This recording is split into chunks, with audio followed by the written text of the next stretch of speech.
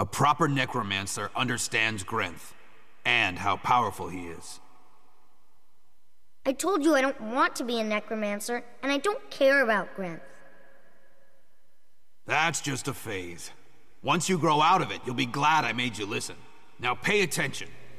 Aaron Winterhalter here. Welcome to the final episode of Mastering Terror for this season. It was nice to have your company on the path of fear and terror, and along the way I hope you guys got some good information from these videos and maybe had some fun too. As I look back on the first 5 videos, there are things I wish I had covered better or pointed out, but by now I know you are all competent Terromancers and probably no longer need advice on little details. So rather than try and fill in the gaps from the previous videos, in this video I cannot think of a better way to close out this series than with another narrated Legacy of the Foefire in a rated arena that played almost opposite in every way than the match I narrated in video 1.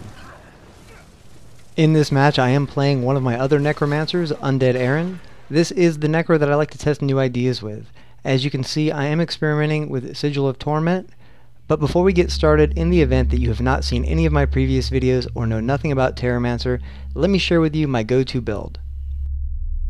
There is lots of room for trait, sigil, and rune variations, so feel free to experiment.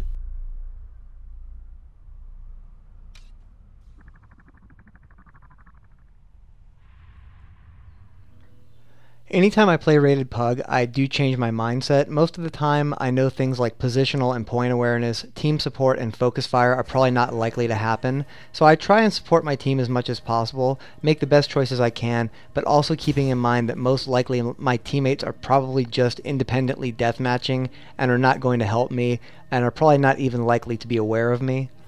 And of course there are the exceptions to that where you just get a great, phenomenal team together, but coming in thinking you're on your own usually works out for the best. And again, I do want to thank all of you. This was really my first serious YouTube series, and I'm really looking forward to Heart of Thorns and all the new traits and skills so I can remake this series. I had so much fun with it.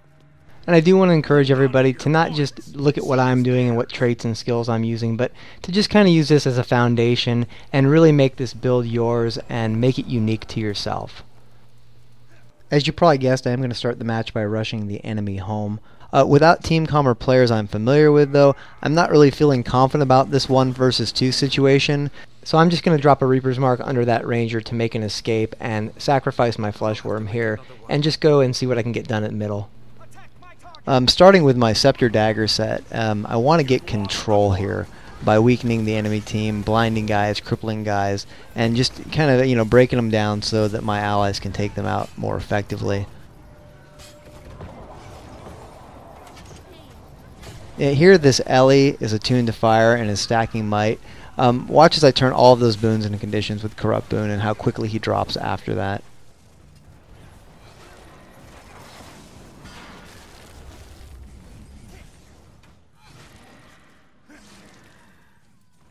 Now I know we have control of middle, and I'm moving to Waterfall to support my teammate defending it alone.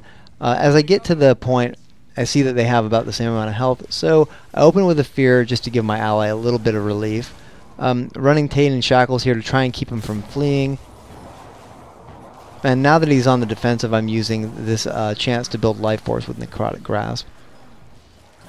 Here I decided to go with Dark Path over Corrupt Boon because of his low health and also being a 2 versus 1 situation. And it really didn't matter because my ally got the kill before it connected anyway.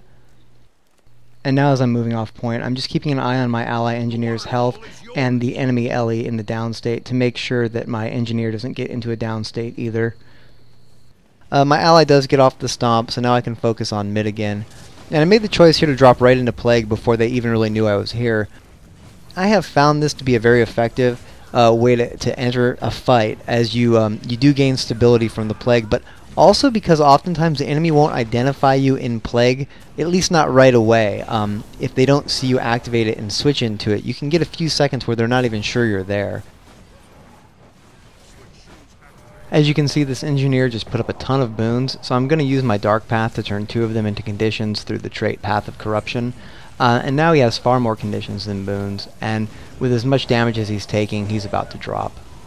This match is actually really starting to turn into a slugfest for control of the graveyard. When you're in these fights, you really need to stay aware at all times, because if 3 or 4 enemies decide to focus you all at once, it doesn't matter how good you are, it's just going to be lights out for you. So here, just really paying attention and focusing on spreading conditions on as many enemies as possible. Enfeebling Blood is great in this type of fight because your teammates are going to take 50% less damage from every enemy target you hit, and that's going to be a minimum of 6 seconds. Depending on what traits and runes you're using, it can be quite a bit more than that.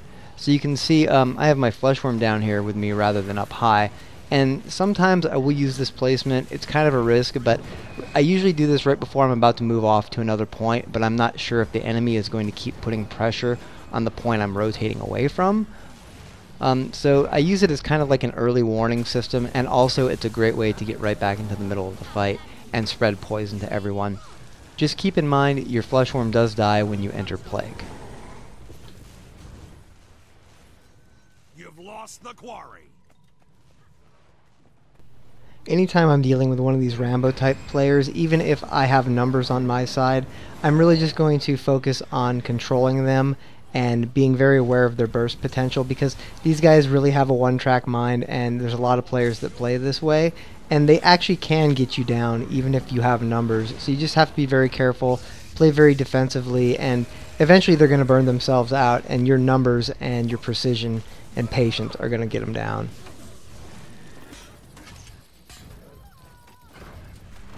A poorly managed ranger pet is a great opportunity to get some life force from Necrotic Grasp. So this Mesmer and I both had the same idea, which was to go take their home. And as I see he's about to stay and defend it, what I'm going to do is just put a mark of blood down near the entrance to that point and at his feet. So if an enemy comes in, they're either going to trigger it and give him regeneration, or he can lure them into it to get the regeneration. Coming back to mid, it's clear they're going to keep pressuring here, so my job is just to turn down their pressure a notch or two and really be aware of the damage my allies are taking, and be ready with a Doom or a Reaper's Mark to offer some pressure relief. Also, keeping in mind I may need to retreat if the pressure is switched to me. Turning a burn against an Ellie here is one of my favorite ways to use Putrid Mark. It's even better if you can hit a group with it. There are some Necromancers that talk about using Withering Plague, but all you're going to get from that is a 6-stack blade. I look at Plague as a way to stall, and to weaken the enemy team so my allies can take them out. I don't run Plague for DPS, I run it for support, and honestly I think that's how it's intended. I do, however, try to rotate through all 3 of my Plagues, but the emphasis is always going to be on Darkness and Pestilence. Here this engineer makes a mistake of putting up all of his boons and his regeneration when he's at fairly low health, so I'm just going to hit Corrupt Boon, and that's going to help to finish him off.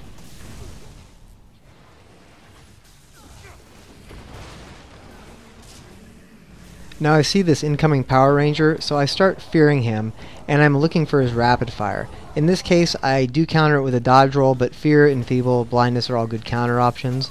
My Reaper's protection triggers here from his punishing shot, so I'm going to follow that up with a Doom and start looking to line of sight him.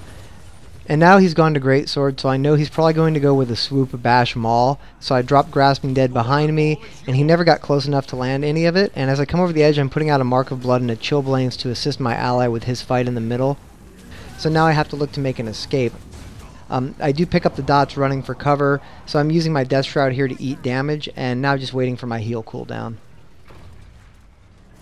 Now I have to play it safe and wait for my heal, but I don't want to burn it, I just want to have access to it. And this is why.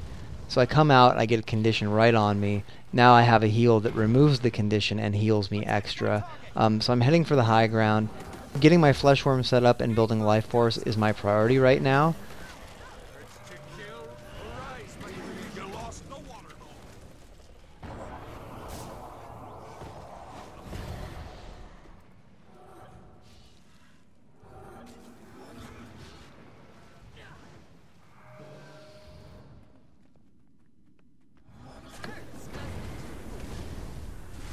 And now I'm in good shape because I do have some life force and my heal is already back.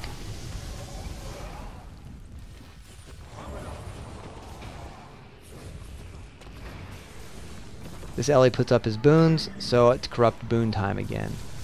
Now using Feast of Corruption to get a big chunk of life force. The Ellie puts up more boons, so now it's a dark path. And the Ellie still manages to put up even more boons. Up until this point, I've been ignoring the base warning because I figure it's just one guy trying to lure us off point. And now midway through this match, my team is starting to communicate in team chat. My engineer calls for help with lore defense, so I respond. This is pretty boring here, so I'm just going to speed this section up and pick back up after this fight.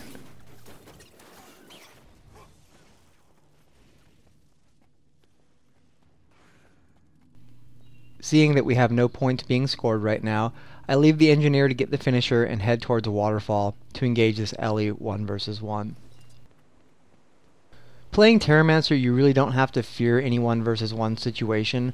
Ellies that stack boons are especially easy targets, and now look who shows up to help me out, the same engineer that I assisted with the Lord. This is a perfect example of how if you help someone when they call for it, you can start building teamwork. And we end up working as a team for the rest of this match.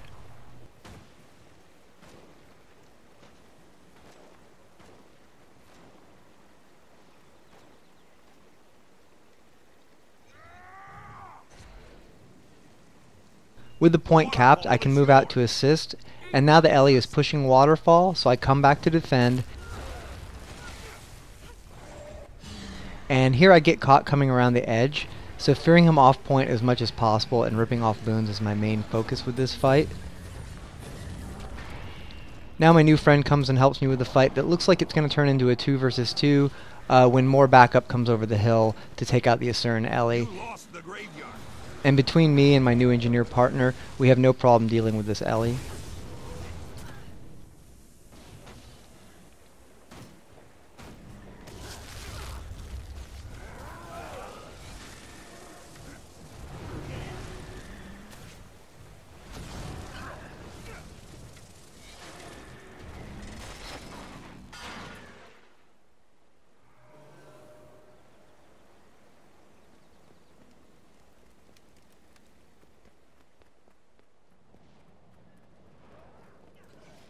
My target.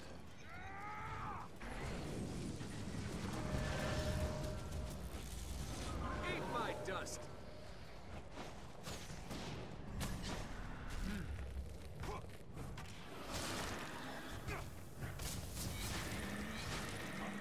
You've taken the graveyard. You've lost the quarry. Now that we have the middle cleared up, I'm going to head back to Waterfall and help the engineer with defense.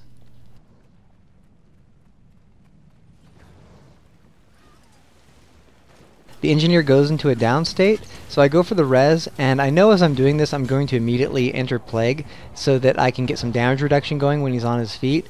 Right here I thought I got the res off, but I didn't, so I don't hesitate to just waste my Plague just to get my teammate back up on his feet. I'd always rather fight with a friend than fight alone, even at the expense of my elite.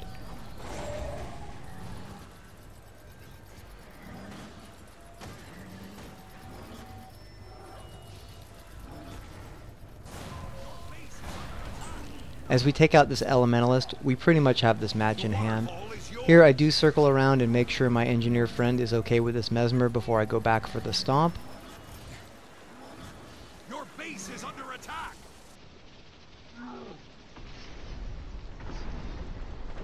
Your base is under attack. As this match comes to a close, this will conclude the Pre-Heart of Thorns Mastering Terror series, and I will see you all soon. Thank you for watching. Your team is victorious.